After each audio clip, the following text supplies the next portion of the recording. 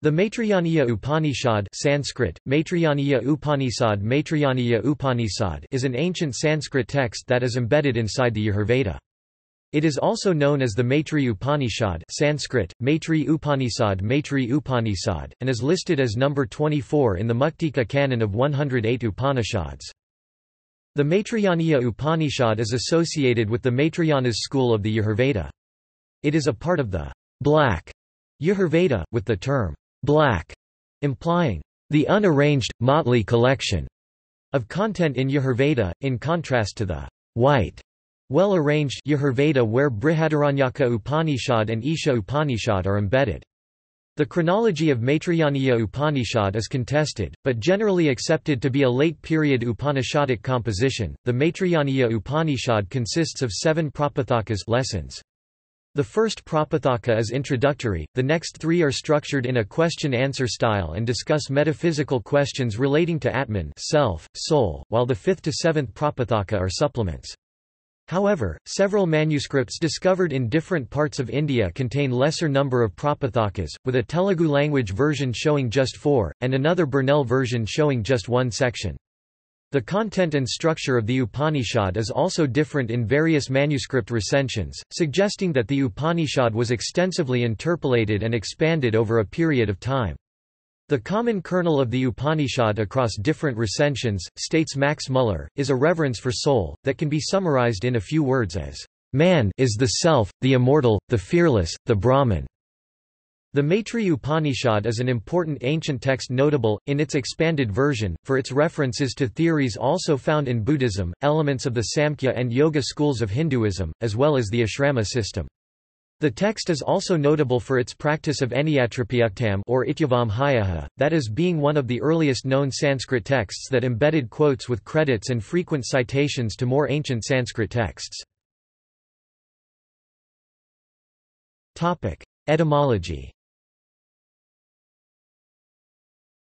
The etymological root of the Maitrayaniya Upanishad are unclear.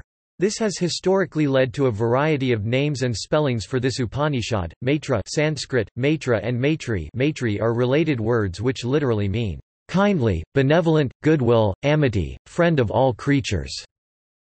The likely root for the Upanishad is probably the name of an ancient Indian scholar, Maitra, sometimes spelled Maitri or Maitreya, giving the text the alternate name of Maitri or Maitra Upanishad.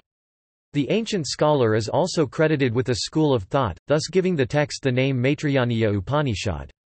Other names for this text include Maitrayani Upanishad, Maitrayani Upanishad, Maitrayana Upanishad, Maitrayaniya Brahmana Upanishad, Sri Yagasakyam Maitrayaniya Brahmana Upanishad, Maitrayupanishad and Maitrayaniyopanishad. Chronology. The Maitrayaniya Upanishad was probably composed in late 1st millennium BCE, likely after Atharva Veda texts such as the Mundaka Upanishad and Prashna Upanishad, but its precise chronology is unclear and contested.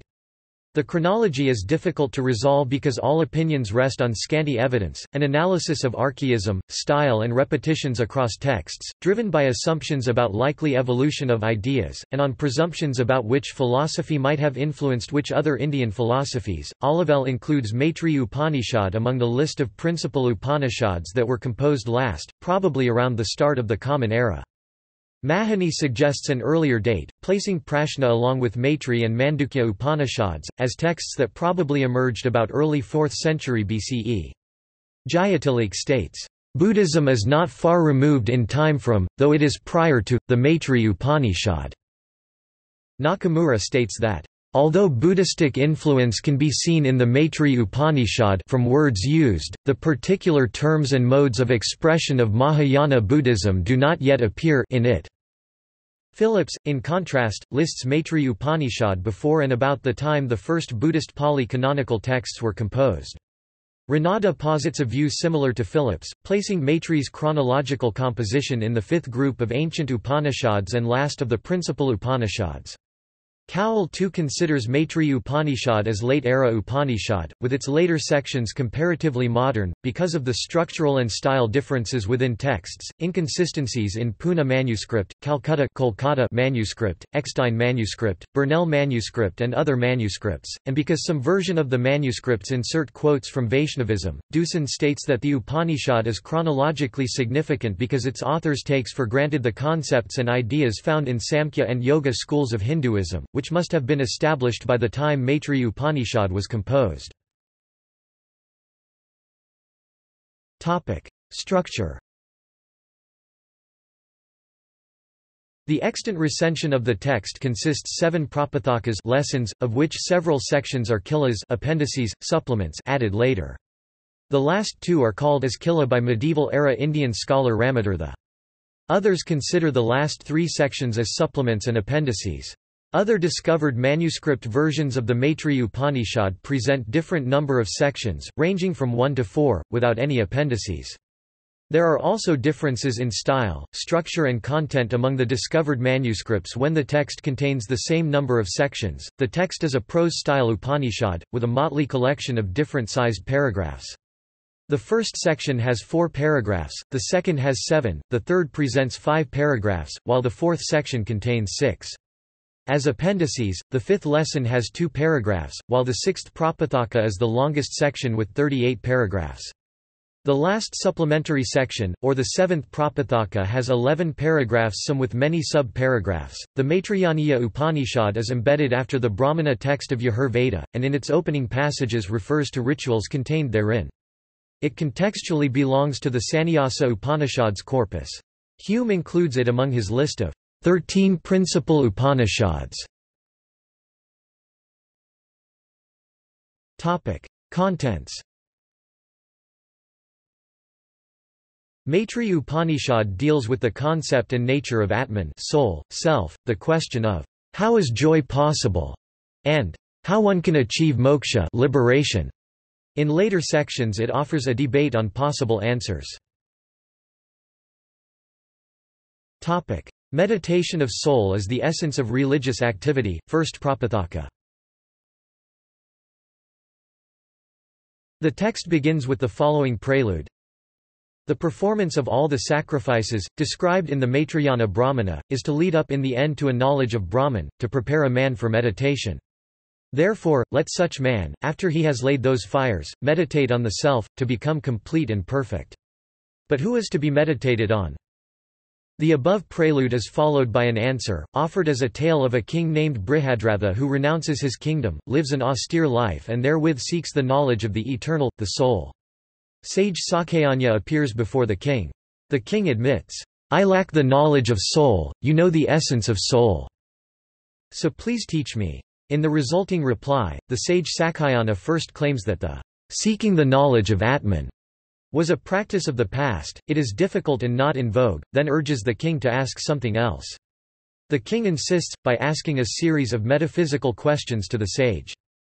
In this body infected with passions, anger, greed, delusion, fright, despondency, grudge, separation from what is dear and desirable, attachment to what is not desirable, hunger, thirst, old age, death, illness, sorrow and the rest, how can one experience only joy? The drying up of great oceans, the crumbling down of the mountains, the instability of the pole star, the tearing of the wind cords, the sinking down, the submergence of the earth, the tumbling down of the gods from their place, in a world in which such things occur, how can one experience only joy? The sage then shares with the king the philosophy of the Brahman, universal soul, cosmic principle, ultimate reality, described in the next lessons.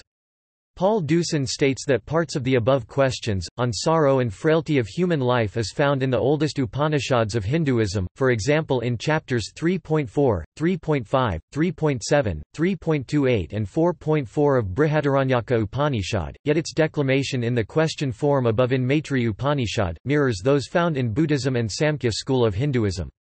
It is likely, states Deussen, that these two philosophies influenced the formulation of these questions in the form presented in Maitrayaniya Upanishad. Every individual has soul, which is serene, the highest light, the cosmic truth, second Prapathaka. Sakayanya answers the king's question, in verse 2.2 of Maitrayaniya Upanishad, by asserting that Atman soul, self exists in every individual, and it is that inmost being which moves about without moving, exists everywhere, which dispels darkness of ignorance and error, which is serene, immortal, fearless and soaring for the highest light. The Maitrayaniya Upanishad states that this is the message of all Upanishads.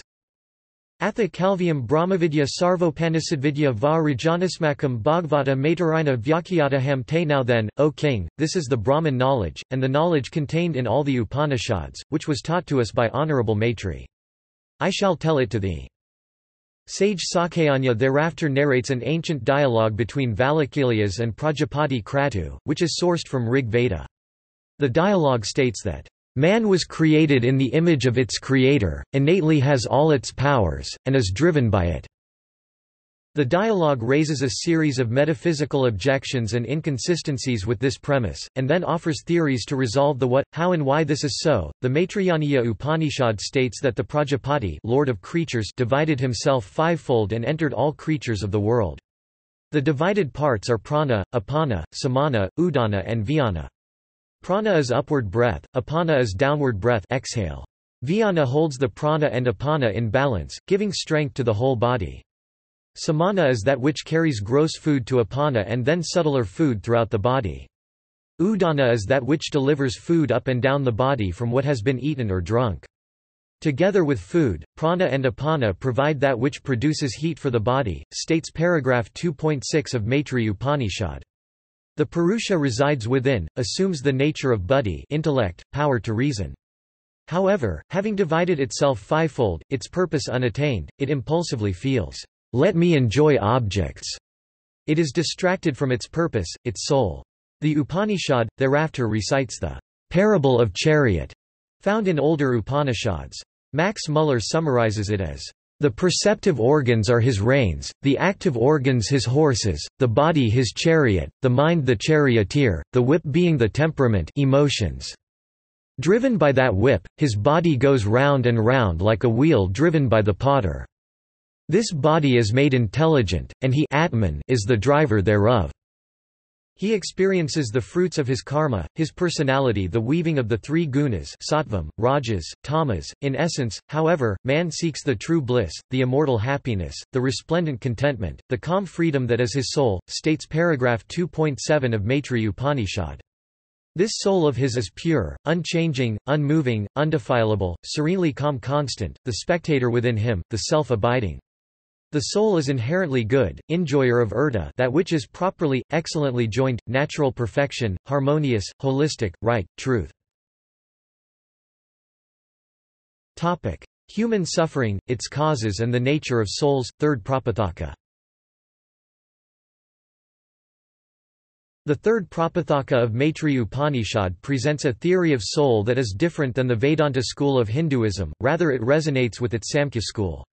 It enumerates different types of Atman, the three gunas, and how these qualities of personality overwhelm him from his essential nature into egoistic life of cravings, the source of evil and sorrow in a man's life, and other terminology from the Samkhya philosophy. The third Prapathaka opens with the question, if soul is inherently great, then who is this soul that suffers from the bright and dark fruits of karma, rebirth, and is overcome by dvandva, pairs of opposite such as heat and cold, health and disease, etc.?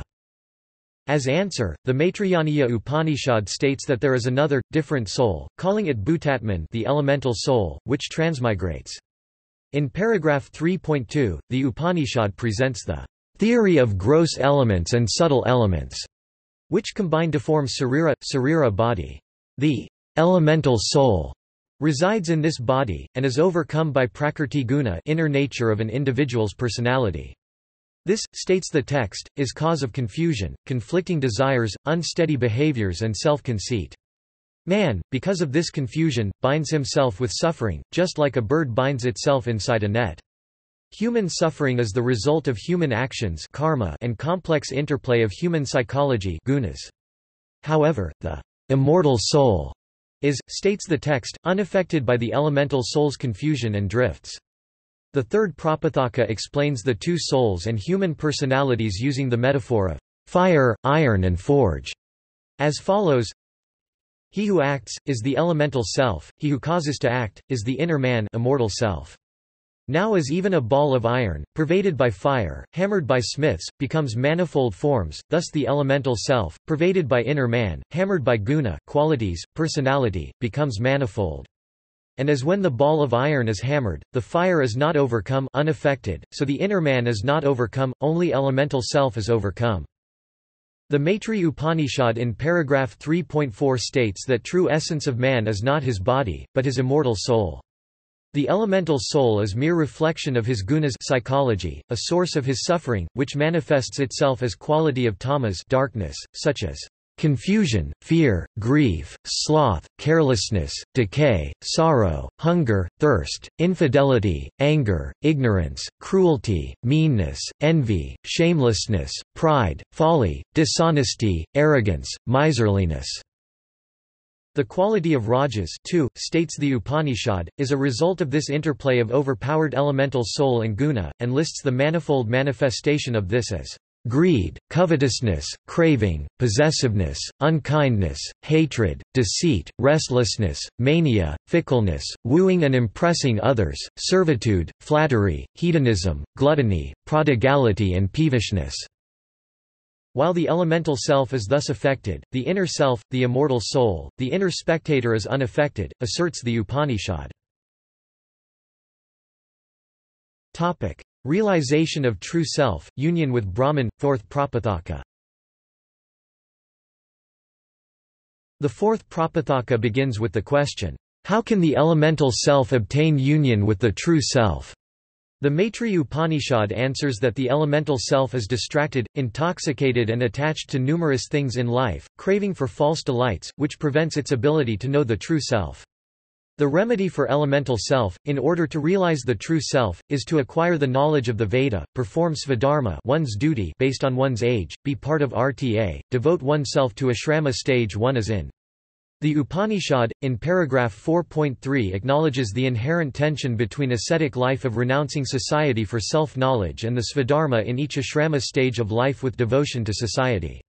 It calls asceticism qua asceticism wrong, and then immediately calls asceticism right, necessary and praises asceticism for the inner perfection and self-knowledge it helps bring. The fourth Prapathaka does not resolve the inherent conflict it acknowledges. In paragraph 4.4, the Upanishad asserts that meditation, austerities, perseverance and knowledge leads to Brahman state, of bliss that is imperishable, infinite and unchangeable. It is this union of Brahman that frees the true self unto bliss. Deity worship can be rewarding, but must be temporary, replaced with meditation and self-knowledge, fourth Prapathaka. In paragraph 4.5, the Maitrayaniya Upanishad presents the question as to which of the gods is best for worship. The text answers that they are merely forms of Brahman, that one should meditate upon, worship, yet ultimately deny them and reject the gods. They are means to man's liberation, which is obtained through soul meditation and in self-knowledge. This is expounded on, as follows. Hume states that the construct of the question above is notable, as it thus incorporates the three triads of thought found in ancient Indian philosophies, the Vedic trinity, the philosophical trinity in different schools of Hinduism, as well as the Brahmanic trinity. Appendix, Pantheistic Soul and Samkhya Theory of Gunas, 5th Prapathaka.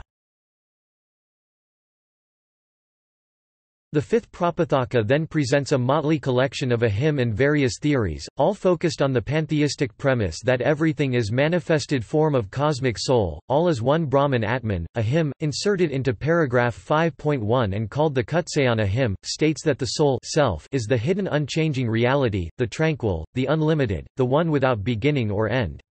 The soul, states this pantheistic hymn, is Brahma, Vishnu, Rudra, Prajapati, Agni, Varuna, Vayu, Indra, Moon, Anna, food, Yama, earth. All life, all existence is manifold manifestation of the soul. The hymn calls the soul as Prabhu, Lord of all pleasure and delight. The paragraph 5.2 of the Upanishad asserts the guna theory of Samkhya school of Hinduism. The text states that in the beginning the universe was darkness, tamas alone. The Brahman impelled tamas to differentiate, thus arose passion, action qua action, rajas. The Brahman impelled rajas to continue differentiating, and thus arose purity, right action, truth, sattva. These three gunas reside in everything. The aspect of Brahman that characterizes tamas is Rudra. The aspect of Brahman that characterizes rajas is Brahma. The aspect of Brahman that characterizes sattva is Vishnu. These threefold concepts have differentiated manifold into eightfold, 11-fold, into infinite number of parts, states the Upanishad. These, all creatures, and the Visva world, empirical universe are manifestations of one supreme soul, within and without. Soul's existence is reflected by the development of goodness virtues.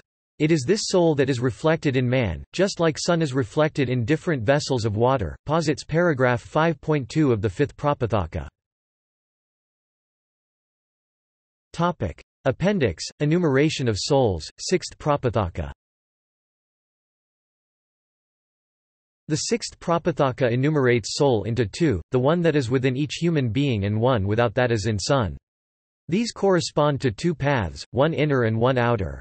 The existence of inner self can only be inferred, while the outer self can be perceived. The outer self is the evidence of the inner self, and the inner self is the evidence of the outer self. In paragraph 6.1, the Maitrayaniya Upanishad refers to more ancient texts of this teaching of soul and its relation to ethical life and introspective behavior, as follows: Kashad vidvanapahata papmaksadyaksovadatamanasthanastha avartakaksa sa antaratma. Every man who knows, free of evil, master of his senses, purified in mind, steadfast in his self, introspective, is he soul, Atman. Just like in time Kala, the solar fire ultimately consumes all beings and the outer world is food, asserts the Upanishad, it is the man's soul that consumes inner food. The outer soul and inner soul are, assuredly, states the Upanishad, one and same thing. Man should meditate on both these souls with the symbol Om, revere them through Virtus and the Savitri verse, asserts paragraph 6.2 of the text. Appendix, the symbol Om and its significance, 6th Prapataka. Om represents Brahman Atman. The three roots or three-footed nature of the word are A plus U plus M. The sound is the body of soul, and it manifests in three, as gender-endowed body, feminine, masculine, neuter, as light-endowed body, Agni, Vayu and Aditya, as deity-endowed body, Brahma, Rudra and Vishnu, as mouth-endowed body, Garhapatya, Dakshinagni and Ahavaniya, as knowledge-endowed body, Rig, Saman and Yahur, as world-endowed body, Bur, Bhuva and Sva, as time-endowed body, past, present and future, as heat-endowed body, breath, fire and sun, as growth-endowed body, food, water and moon, as thought-endowed body, intellect, mind and psyche. Brahman exists in two forms, the material form, and the immaterial formless. The material form is changing, unreal. The immaterial formless isn't changing, real. The immortal formless is truth, the truth is the Brahman is the light is the sun, which is the syllable Om as the self, the world is Om, its light is sun, and the sun is also the light of the syllable Om. Meditating on Om, is acknowledging and meditating on the Brahman Atman soul, self, Savitri prayer and meditation with the rising sun, a means to self-worship. Anyone who loves his self, states paragraph 6.7 of the Upanishad, loves the Savitri, literally, that which vivifies, ray of light that enlivens knowledge. The sun is Savitri, and thus one who loves his soul, loves the splendor of the sun. The text thereafter explains the meaning of Savitri verse from Rig Veda 3.62.10, its emphasis on, "May the sun inspire our thoughts, stimulate our thoughts." To think is to meditate, states paragraph 6.7 of Maitrayaniya Upanishad. To worship sun, is to worship self. The 6th Prapataka includes etymologies of 6 Sanskrit words, stating that these are all related to stimulating self-knowledge. It is this self, this soul that is the immortal inside man, the perceiver, thinker, goer, doer, evacuator, begetter, speaker, taster, smeller, seer, hearer, toucher and all-pervader. The soul underlies the senses yet is more than the sensory capabilities of man, it is pristine unity beyond cause, effect and action. Appendix, types of knowledge, all gods are nothing but soul, that soul is within each human being, 6th Prapataka. Knowledge is of two types, asserts the Maitrayaniya Upanishad, subjective and objective. The subjective knowledge is about the external world dependent on the person, the objective knowledge is about the self and inner, hidden principles of the world. It is the soul of man that comes to know subjective and objective knowledge. The self of man is identical with various gods and powers. It is the deities Asana, Sambhu, Bhava, Rudra, Prajapati, Visvarij, Hiranyagarbha, Satyam, Prana, Hamsa, Sastri, Vishnu, Narayana, Arka, Savitri, Dhatri, Vidatri, Samraj, Indra, Indu and Sun. It is this self that is to be thought after, sought after. Man should find this self within him. Appendix, the metaphorical theory of food, of time, 6th Prapataka.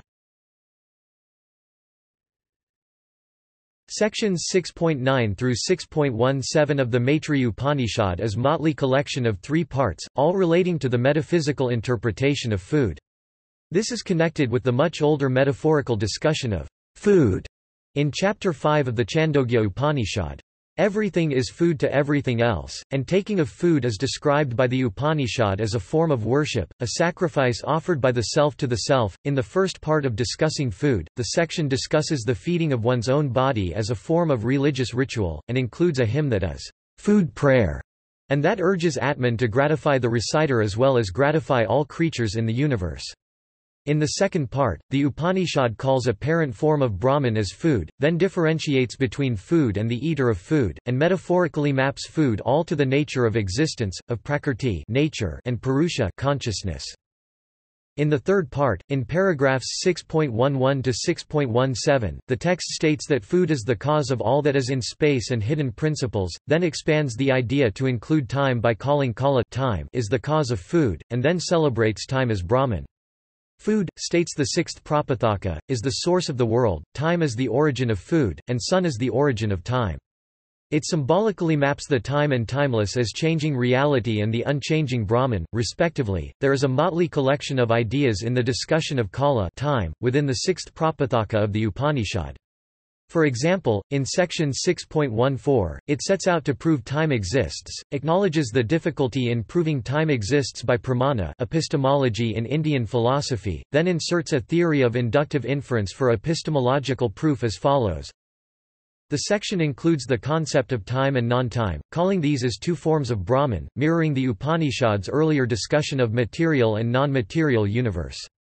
It defines non-time as what was there before the appearance of sun, and time as what began with the appearance of sun. Non-time is indivisible, time is divisible.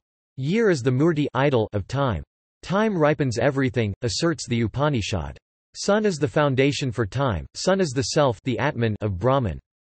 The Brahman is the eternal, the boundless, the unborn, the immeasurable, the infinite, that which existed before time, the light in the sun, the colors in the smokeless fire, and all are only that one, one alone. Appendix, Yoga, Samkhya and Vaishnava doctrines, 6th Prapataka. Sections 6.18 through 6.30 of the Maitrayaniya Upanishad is another motley collection of various theories. The supplementary section starts with the theory of yoga, as the way by which the highest human goal of self-knowledge can be attained. Paul Deussen states that this highest goal is the knowledge of Atman, soul, self, one's inmost being, and with that knowledge realized, becoming one with the Atman. Along with Katha Upanishad and Shvetashvatara Upanishad, the Maitrayaniya Upanishad offers one of the oldest known descriptions of yoga theory. The 6th Prapataka enumerates 6 limbs, a shorter list than the 8 limbs of Patanjali's Yoga-sutra. The identified yoga steps for self-knowledge in Maitrayaniya Upanishad are, pranayama regulation of breath, pratyahara withdrawal of senses inwards, dhyana meditation, dharana concentration of mind on one idea, tarka creative, contemplation of idea, samadhi absorption with the idea, a state of being one with the idea. After enumerating the 6-fold yoga, the Upanishad states that the path to self-knowledge is yogic meditating on self and Brahman. This meditation leads to the state that unites everything in the eternal, highest Atman. The one who thus knows Atman, asserts the text, becomes innately one of goodness, liberated, limitless, blissful. In section 6.23, the Upanishad reasserts that Brahman is the syllable Om, and then adds that Brahman is manifested in the name of Vishnu, recommending the worship of both. In section 6.30, the Maitrayaniya Upanishad acknowledges a debate, based on the Samkhya theories, whether it is the Prakrti or Purusha who attains moksha. The text asserts that it is Purusha, because man by default is controlled by his senses and mind. All emotions such as fear and bashfulness are products of a mind in bondage. Man is what his mind is, and for freedom moksha, man needs to recognize and know his soul. Appendix, soul exists, it is everywhere, 6th Prapataka. In section 6.31, the Maitrayaniya Upanishad acknowledges concepts, such as sunya voidness found in Buddhism, in a form that suggests a challenge to its premise, as follows. Katama atmeti yoyam sutta puta sunyasanta. You ask, which of them is Atman? Answer smiley face, he who has been described as pure, clean, void, quite. The text answers that soul exists, that reason, steadfastness, recollection, consciousness are related to soul, as plants are related to seeds, as smoke is related to flame and sparks to fire. The soul Atman, states the Upanishad, is the source of all life forces, all worlds, all the Vedas, all gods, all beings, all knowledge, all nature, all literature, all sciences, all explanations, all commentaries, it is in everything. The Upanishad secret meaning of the soul is that it is the reality of the realities. Appendix, what a man thinks, that he becomes, 6th Prapataka. The goal of meditation, states Maitrayaniya Upanishad in section 6.34, is to reach liberation and tranquility of mind through self-realization. This liberation is achieved through one's mind, by refining one's thoughts, through knowing Atman. The text includes a hymn, which in abridged form expresses these ideas as follows. The mind of man, states the Upanishad, is the cause of his bondage and his freedom. The one whose mind is controlled by objects of sense is unfree, the one whose mind is guided by his soul is free mukti. Appendix, soul is unlimited and there is oneness in the whole world, 7th Prapataka. The 7th Prapataka of Maitrayaniya Upanishad states that the soul is the inmost being of everything. It is unlimited and it is manifestation of one Brahman. It is soul, it is deep, it is pure, it is brilliant. The soul is tranquil, it is fearless, it is sorrowless, it is indescribable joy. It is intelligent, it is patient, it is truth, it is harmony. It is self-dependent, it is steadfast, it is immortal, it is without limits. It is Vishnu, it is Shiva, it is Aditya, it is Indra. It is everywhere, it is in creatures, it is in nature, it is in music. It is in gods, it is in seasons, it is in planets, it is in hymns. It is the Self, it is the Lord, it manifests in many, they are all one and the same. Appendix, beware of false teachers and non-Vedic doctrines, seek your own truth, 7th Prapataka. The final supplement of the Maitrayaniya Upanishad is a polemic against philosophies that declared antagonism to the Vedic teachings and its doctrine of soul. The section does not name any specific philosophy, but scholars have included Carvakas and Buddhism among the likely candidates. Paul Deussen states that the description, though probable, is not concrete enough to prove that this section targets Buddhism. Max Muller expresses stronger doubts that the target was Buddhism. Jayatilik, on the other hand, states that Buddhism is the likely target. The paragraph 8 of 7th Prapataka opens by stating that there are hindrances to knowledge, and it is false teaching by those who continually beg, preach hedonism, wear red robes, ear rings and skulls, rogues as religious mendicants, who, for a price, offer that they can remove the evil influences of spirits, demons, ghosts, goblins and the like. In this group of false teachers, are others who misrepresent Vedas, have developed the strategy of deceptive circular arguments, false claims, faulty reasoning and irrational examples against the Vedic literature. All false teachers declare good to be evil, evil to be good, knowledge to be ignorance, and ignorance to be knowledge. They compel a dharma that destroys Vedas and other sastras, scriptures, sacred books. One must not associate with these people, states the text, because they are robbers and love to oppress the believers in the Veda. The text quotes a passage to express its sentiment as follows. In sections 7.9 and 7.10, the Upanishad refers to Katha Upanishad, and recommends that man should seek to know both knowledge and non-knowledge, the real and the delusion, the truth and untruth. Don't be like blind men led by one who is himself blind, states the Maitrayaniya Upanishad. Similarities and differences with Buddhist teachings. The Maitrayaniya Upanishad shows signs of influence, or at least awareness of Buddhist teachings. Rhys Davis, about 100 years ago, stated that Maitrayaniya Upanishad is the earliest Sanskrit literary usage of the term samadhi, a word also found in early texts of Buddhism. However, the concept of meditation and union is far older than the known literally use of the term samadhi.